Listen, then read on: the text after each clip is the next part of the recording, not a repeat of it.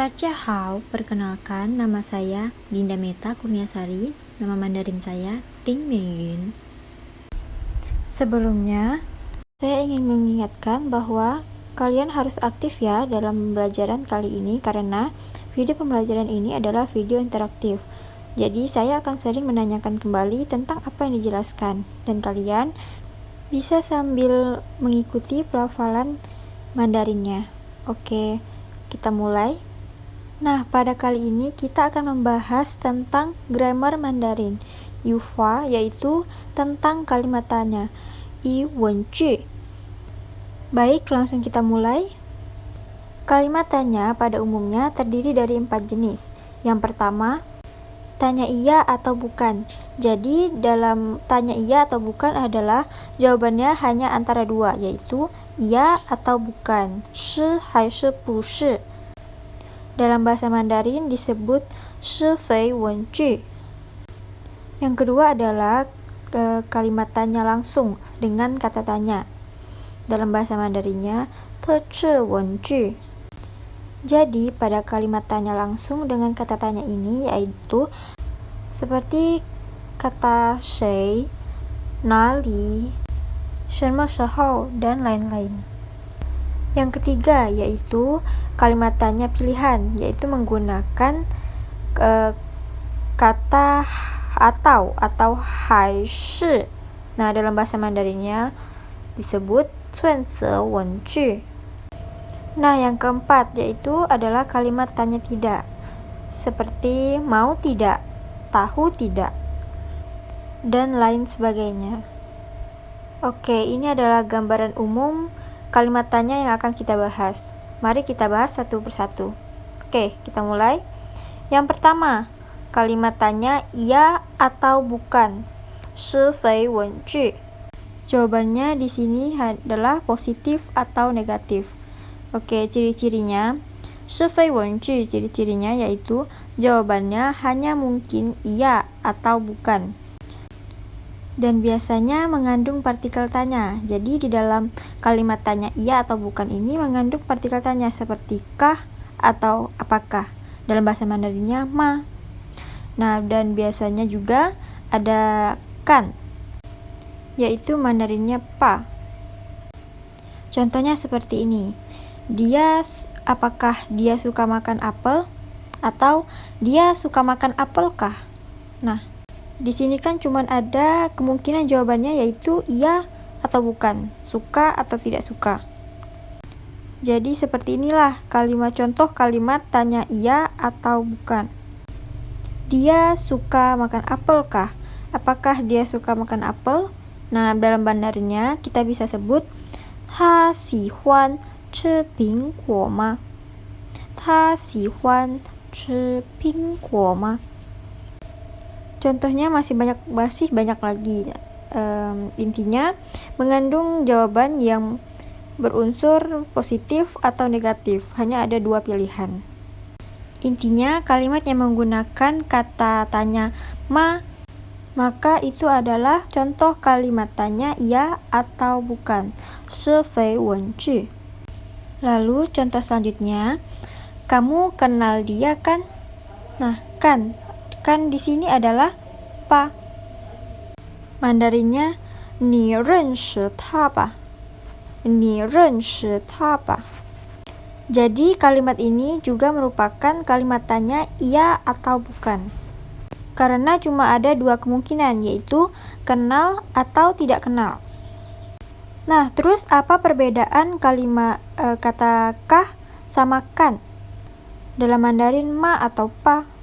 Jadi bedanya itu begini. Kalau pakai dia suka makan apel kah? Jadi orang yang bertanya itu tidak ada bayangan kalau dia suka atau enggak gitu. Belum tahu jawabannya. Jadi kalau pakai kah itu berarti belum tahu sama sekali jawabannya suka iya atau tidak gitu.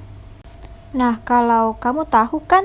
Nah, berarti menurut yang bertanya itu, menurutnya itu kamu seharusnya tahu gitu. Meskipun jawabannya belum tentu yang ditanya ini tahu gitu. Jadi misalnya kan contoh kalimatnya kamu kenal dia kan? Jadi menurut yang bertanya itu kamu ini sudah tahu, sudah kenal gitu. Walaupun jawabannya belum tentu kamu itu kenal, jadi masih ada kemungkinan untuk kamu tidak kenal gitu. Jadi yang perlu diingat itu jika ada kalimat yang mengandung unsur ma atau pa, nah itu berarti kalimat tanya iya atau bukan, shufei wenqu. Nah, jadi jawabannya hanya ada dua kemungkinan, positif atau negatif, iya atau bukan. Kita lihat lagi contohnya. Apakah ini buku kamu? Nah, dalam bahasa Mandarinnya, apakah ini adalah yang tadi ma. Ini yaitu ce adalah shi, buku, shu kamu, ni. Nah, jadi dalam bahasa Mandarinnya, apakah ini buku kamu? Yaitu jawaban yang benar adalah 这是你的书吗? 这是你的书吗? Nah, yang perlu diperhatikan lagi, meskipun apakah dalam bahasa Indonesia terletak di depan, tetapi dalam bahasa Mandarin apakah ma harus diletakkan di akhir kalimat. Lalu 这是你的书 itu kan artinya ini buku kamu. Cukup tambahkan kata ma di akhir kalimatnya, maka itu sudah menjadi kalimat tanya. Jadi perlu diingat kembali, kalau kalian meletakkan ma itu di depan kalimat, maka jawabannya adalah salah. Jadi salah ya, perlu diingat dengan baik. Jadi untuk tambahan, untuk setiap kalimat tanya, kalimat positif, itu misalnya, saya makan nasi, 我吃饭. Nah, itu bisa ditambahkan ma, jika ingin menjadikan itu sebuah kalimat tanya iya atau bukan. Nah, jadi 我吃饭吗? Nah, oke, kita lanjutkan ke pola kalimat tanya selanjutnya, yaitu kalimat tanya langsung, 的车文句. Nah, kalimat tanya langsung ini menggunakan kata tanya. Yang pertama, apa? 什么? Siapa? 谁? Mana? 哪里? Yang mana? 拿什么什么? Kapan? 什么时候? Bagaimana? 怎么样? Jadi kalimat tanya langsung adalah kalimat yang menggunakan kata tanya seperti yang tertera di layar ini, yaitu ada apa, siapa, mana, yang mana, kapan, dan bagaimana. Oke, sekarang kita lihat dalam bentuk contoh. Apa? 你吃什么? Kamu makan apa? 你吃什么? Siapa? 谁是你的爸爸? 谁是你的爸爸? Artinya, siapa ayah kamu? Lalu mana? 你的家在哪里? 你的家在哪里? Artinya, rumah kamu di mana? Nah, selanjutnya, yang mana? 哪个是你的哥哥? 哪个是你的哥哥? Jadi satuan untuk orang kan itu ke. Nah, jadi pakai 哪个 是你的哥哥. Yang mana abang kamu? Abang kamu yang mana? Gitu ya. Nah, untuk tambahan 哪个是你的哥哥. Nah, misalnya jadi kita bisa sesuaikan dengan objeknya. Misal ingin menanyakan tentang buku, yaitu shu. Nah, berarti shu itu kan satuannya pen. Nah, jadi pertanyaannya 那本是你的书? Jadi tinggal sesuaikan aja dengan objek ya. Oke. Lalu ada kata tanya kapan? 你什么时候回家? 你什么时候回家? Artinya, kamu kapan pulang ke rumah? Lalu kata tanya bagaimana? 你怎么样? 你怎么样? Kamu bagaimana? Oke, jadi intinya kalimat tanya langsung adalah kalimat yang menggunakan kata tanya langsung. Seperti menggunakan kata tanya apa, siapa, mana, yang mana, kapan, dan bagaimana. Oke, ayo kita mencoba menerjemahkan kalimat. Yaitu, kapan pergi ke toko buku? Kapan? 什么时候? Pergi. 去 toko buku, 书店. Jadi kalimat ini jika diterjemahkan dalam bahasa Mandarin maka akan menjadi Kita jawab sama-sama, yaitu 什么时候去书店? Jadi seperti yang kalian lihat, penyusunan dalam kalimat tanya langsung ini kurang lebih dengan kalimat bahasa Indonesia, dalam bahasa Indonesia gitu ya. Jadi kapan? 什么时候 pergi 去 ke toko buku 书店. Jadi untuk menyusun kalimat tanya langsung ini sangat mudah ya. Jadi mengikuti saja aturan bahasa Indonesianya karena kurang lebih juga. 什么时候去书店? Kapan pergi ke toko buku? Selanjutnya kita ada contoh kalimat lagi, yaitu siapa mau makan nasi? Siapa bahasa Mandarinnya 谁 mau 要 makan 吃 nasi饭. Jadi dalam bahasa Mandarinnya adalah, jawaban yang benar adalah, ya kita cek bersama-sama jawabannya, yaitu 谁要吃饭? 谁要吃饭? Jadi jawaban yang benar ini adalah 谁要吃饭? Siapa mau makan nasi? Oke, jadi ini kalimat tanya langsung ya, menggunakan kata tanya.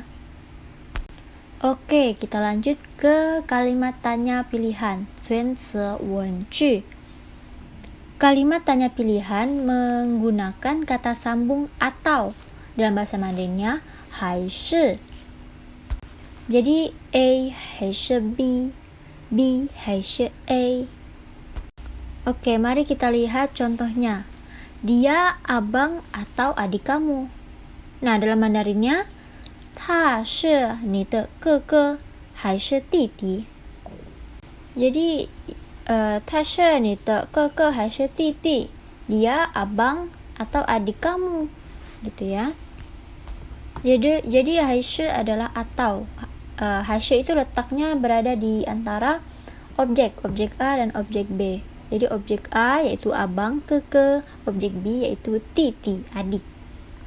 Sekarang kita coba menerjemahkan kalimat. Ada kalimat, kamu main HP atau menonton TV. Jadi di sini objek A itu adalah main HP. Objek B adalah menonton TV. Jadi dalam bahasa Mandarinnya dapat kita terjemahkan menjadi, jawabannya adalah 你玩手机还是看电视? 你玩手机还是看电视? Jadi kamu main HP, 玩手机 atau 还是 menonton TV, 看电视. Jadi kalimat yang benar adalah 你玩手机还是看电视? Jadi urutannya, susunan kalimatnya sama, tidak ada diacak-acak. Oke, kita lanjut ke kalimat terakhir, yaitu kalimat tanya tidak, 不. Dalam bahasa Mandarinnya 正反文句. Jadi kalimat tanya tidak ini menggunakan kata tidak. Jadi pola kalimatnya seperti ini. Titik-titik, 不, titik-titik. Oke. Jadi titik-titik, 不, titik-titik. Misalnya kalimat mau tidak. Berarti 要不要. Jadi yaunya harus diletakkan di depan 不 dan di belakang 不. Jadi 要不要, mau tidak. Misalnya lagi kalimat suka tidak, berarti dalam Mandarinnya 喜欢不喜欢 dan lain sebagainya. Jadi intinya kata kerja harus mengapit kata 不.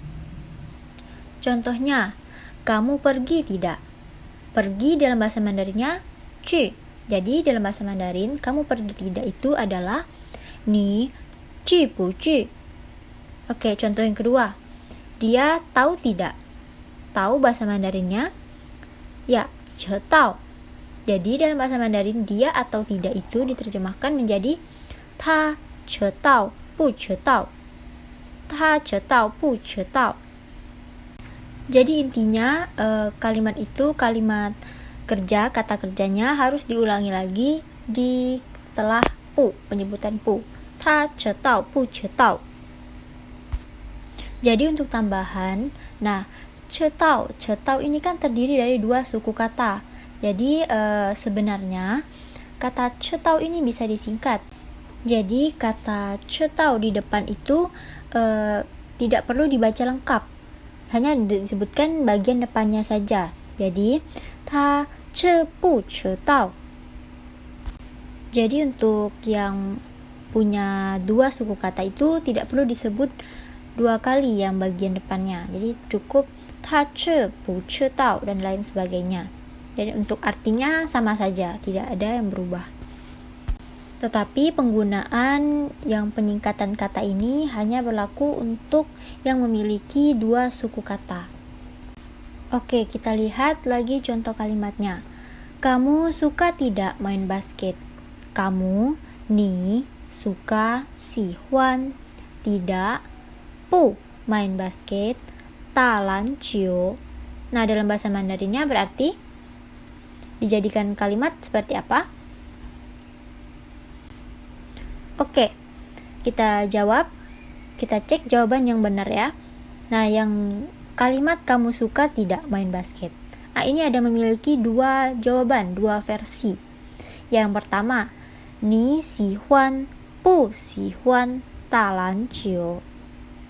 Nah, yang kedua, ni si bu sihuan, ta lan qiu. Nah, ini kalimat yang baru saja kita pelajari, yaitu yang jika memiliki dua suku kata, maka kata depannya yang bagian depan pu bisa disebutkan yang bagian depannya saja.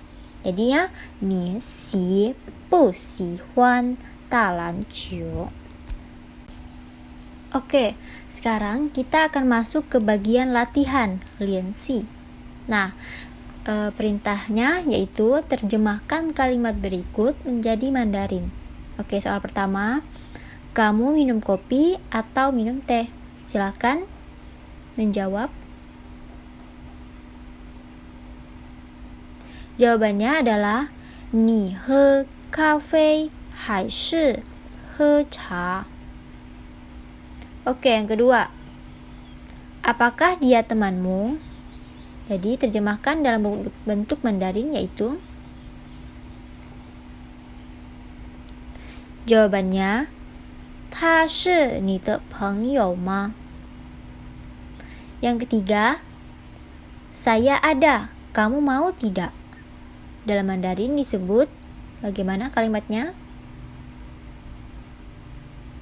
Wo you, ni yao bu yao?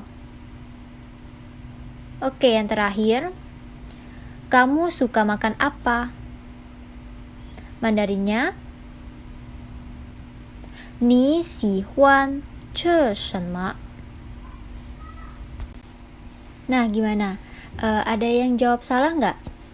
Kalau salah, kalian bisa mempelajari lagi agar menjadi lebih paham untuk kedepannya. Dan yang sudah benar semua, itu berarti kalian sudah memahami kalimat tanya dalam bahasa Mandarin, bagaimana pola, menyusun, dan beberapa tambahan aturan lainnya. Baiklah, kita sudah sampai di akhir pembelajaran grammar Mandarin Yufa Hanyu Yufa, yaitu tentang kalimat tanya, yi wen ju. Semoga apa yang saya sampaikan kali ini dapat bermanfaat dan dapat kalian terapkan di